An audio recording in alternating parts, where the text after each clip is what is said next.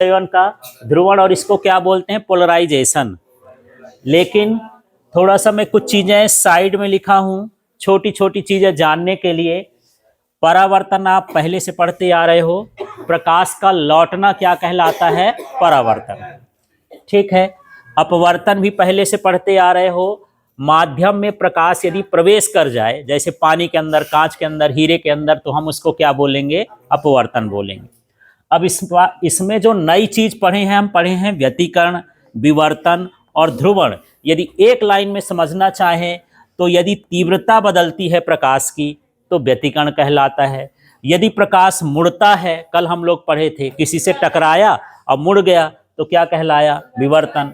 और प्रकाश को यदि हम कंट्रोल कर लिए, उसकी मात्रा को सीमित कर दिए, तब हम उसको क्या कहते हैं, ध्रुवण। ठीक है, तीनों चीज समझ में आ गया। यहां पर इंटेंसिटी में चेंज होगा, ये बेंड होगा और ये क्या हो जाएगा, कंट्रोल हो जाएगा, तब हम ये तीनों चीजें समझेंगे। ठीक, तो ये क्लियर हो गया। तो थोड़ा सा इधर फिर से देखते हैं, व्यतिकरण का मतलब क्या है, तीव्रता में परिवर्तन। ध्रुवण का मतलब क्या है, प्रकाश का मुड़ जाना। और यहां पर ध्रुवण का मतलब क्या है, प्रकाश को सीमित कर देना। तो चलिए अब यहां समझते हैं ध्रुवण क्या है। प्रकाश के विद्युत वेक्टर के कंपनों को लंबवत तल में क्या कर देना है, सीमित कर देना है। प्रकाश में दो तरह के वेक्टर होते हैं, एक चुंबकीय वेक्टर होता है और एक होता है विद्युत वेक्टर। ये है विद्युत चुंबकीय तरंग, इलेक्ट्रोमैग्नेटिक वेव है, माने इलेक्ट्रिक फील्ड और मैग्नेटिक फील्ड दोनों तरह की इसमें चीजें होती हैं। तो हम एक काम करते हैं, सामने कुछ ऐसी चीज लगा दें कि प्रकाश इससे निकले तो, है ना, जैसे इसे प्रकाश निकले तो उधर जब निकले तो विद्युत वेक्टर यहीं पर क्या हो जाए, रुक जाए। फिर से देख लेते हैं, यदि यहां से प्रकाश जा रहा है, इसमें दो तरह के वेक्टर हैं, कौन कौन से, विद्युत वेक्टर भी हैं और चुंबकीय वेक्टर ही हैं। हाँ, इसको ही देख लेते हैं। मान लीजिए इस तरह का है, ठीक है। अब यहां से ये मेरे पास कोई ऐसी चीज है जिससे प्रकाश क्या हो सकता है, कंट्रोल हो सकता है। तो यहां से यदि मैं लाइट को डालता हूं तो इधर की लाइट में विद्युत वेक्टर और चुंबकीय वेक्टर दोनों हैं, लेकिन जब उधर निकलता है तो उसमें विद्युत वेक्टर नहीं रहते, माने चुंबकीय वो विद्युत वेक्टर को यहां पर हमने क्या कर लिया, कंट्रोल कर लिया। तो ये कैसा तल है, प्रकाश के कैसा रखा है, लंबवत। जैसे ये पेन है तो इसको प्रकाश मान लो, तो ये लंबवत तल है। तो यही है, प्रकाश को लंबवत, प्रकाश के विद्युत वेक्टर के कंपनों को, प्रकाश के विद्युत वेक्टर के कंपनों को फिर इसका नाम ले देना है, लंबवत तल में सीमित कर देना ही क्या कहलाता है, ध्रुवण कहलाता है। तो चलिए परिभाषा इसी से देख के बनाना है। इसको क्या बोलेंगे, प्रकाश के विद्युत वेक्टर के कंपन को, है ना, फिर इसका नाम लंबवत तल में क्या कर देना, सीमित कर देना, वो क्या कहलाता है, प्रकाश का ध्रुवण कहलाता है। तो कभी कभी 2 नंबर में ही आ जाता है कि प्रकाश का ध्रुवण क्या है।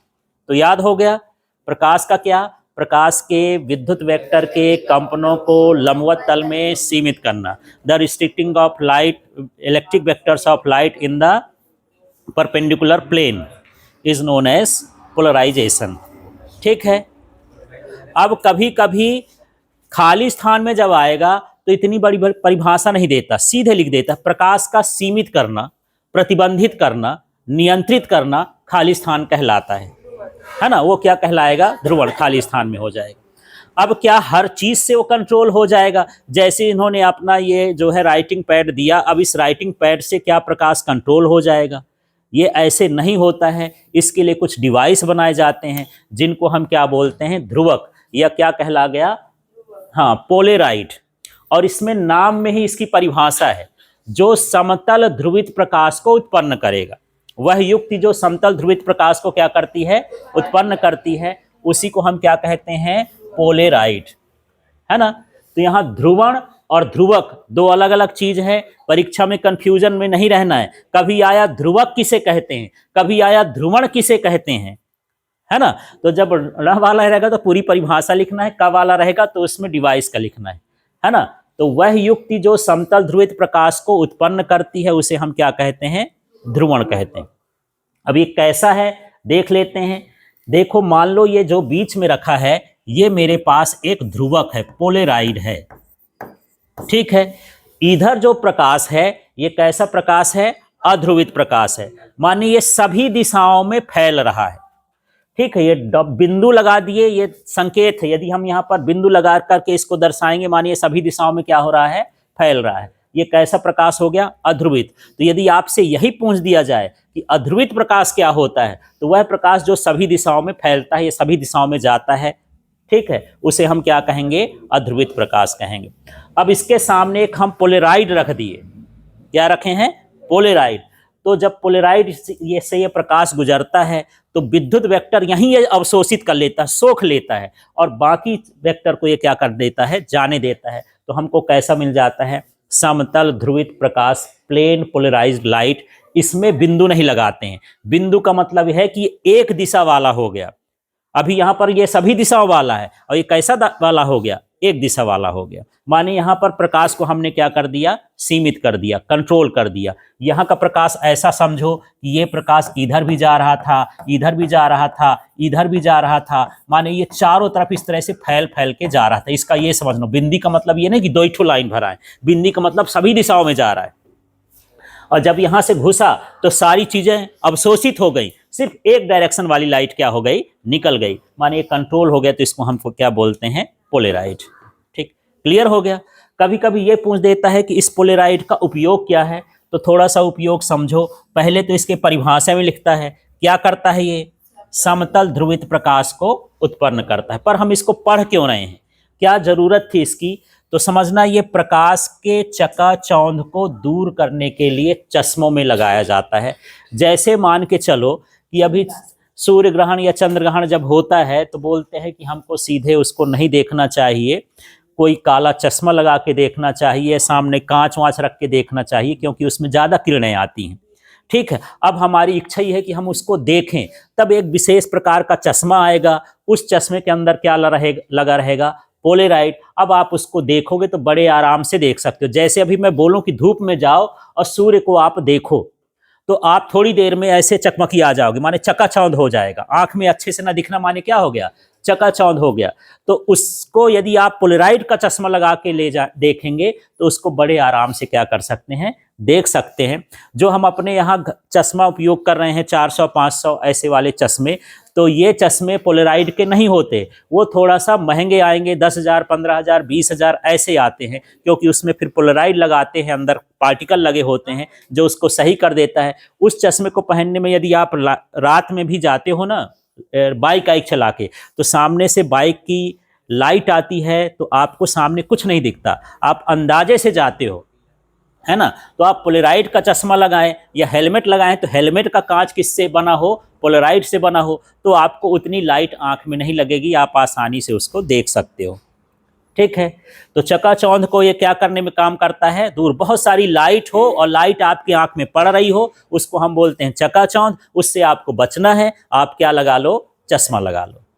ठीक है, तो वो चश्मा किससे बना होगा, पोलेराइड से।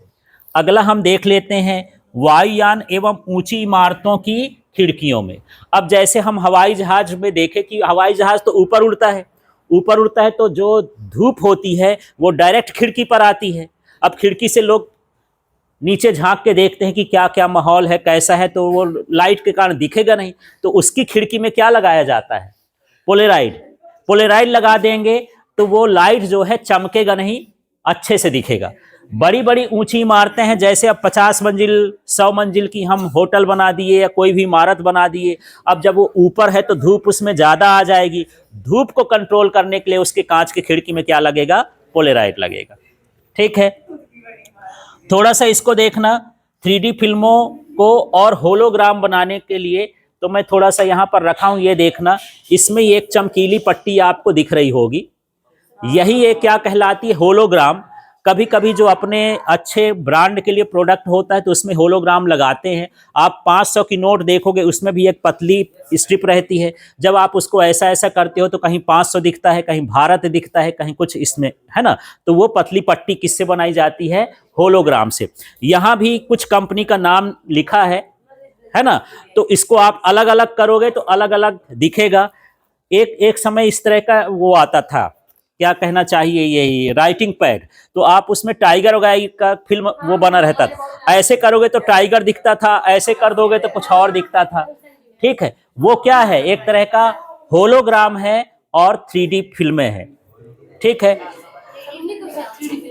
हाँ, 3D फिल्म में अब देखो, जब कभी आप बड़ी जगह जाते हो टाकीज में और आपको 3D फिल्म को देखने की जरूरत है, 3D फिल्म में ऐसा होता है कि सामने स्क्रीन लगी रहती है, लेकिन उसमें शेर भालू और भी जो बच्चों के लिए ज्यादा बनती है, तो वो ऐसे दिखाई देंगे कि मेरे पास ही है, वो बड़ा बड़ा दिखाई देता है। जैसे इसमें कैसा दिखाई दे रहा है, हर चीज चपटा दिखाई दे रहा है, उसमें ऐसा लंबा दिखाई देता है। पर उसके लिए जब आप टिकट लेते हो तो आपको विशेष प्रकार का चश्मा दिया जाता है।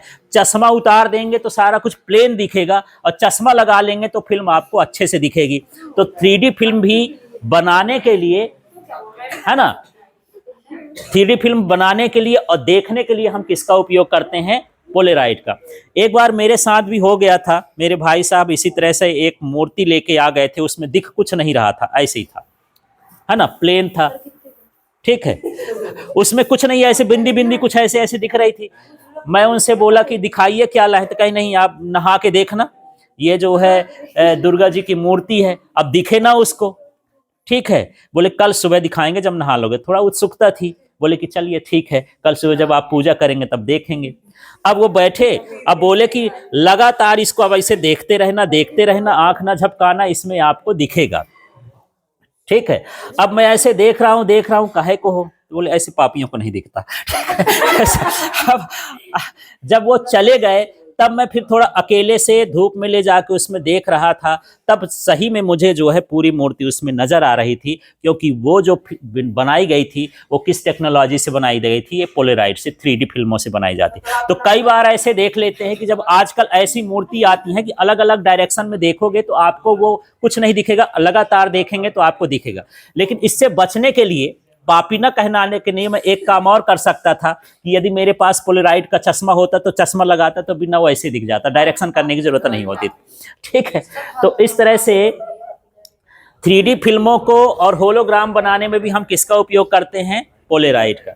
इसके बाद वाहनों की हेडलाइट या विंड स्क्रीन समझिए। विंड स्क्रीन क्या होती है?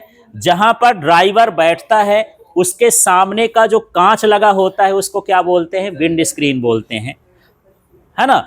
अब क्या होता है, मान लो कार में जा रहा है, ट्रक में जा रहा है, किसी में जा रहा है, सामने से जब वाहन की लाइट पड़ती है तो रोड नहीं दिखाई देती है ना, तो उसको चलाने में भारी दिक्कत होगी। और साथ में यदि अंधेरे में कोई काली चीज पड़ी हो तो, और जैसे सुअर है, भैंस है, रात में ज्यादा नहीं दिखाई देती है काले होने के कारण, वो प्रकाश को अवशोषित कर लेती है। तो उनके विंड स्क्रीन में पोलेराइड लगा रहता है तो लाइट कंट्रोल हो जाती है, तो सामने अच्छा दिखाई देता है, कुछ साफ सुथरा दिखाई देता है। इस तरह से इसका उपयोग है पोलेराइड का।